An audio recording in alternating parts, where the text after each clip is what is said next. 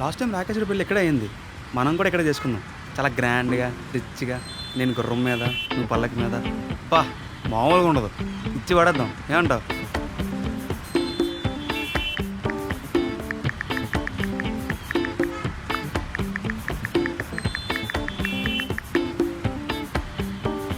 స్వర్గమే నన్ను స్వాగతించలేను. కొంచెం ముందుకెళ్ళి తమ్ముడు ఎంత ఖర్చు పెట్టావు?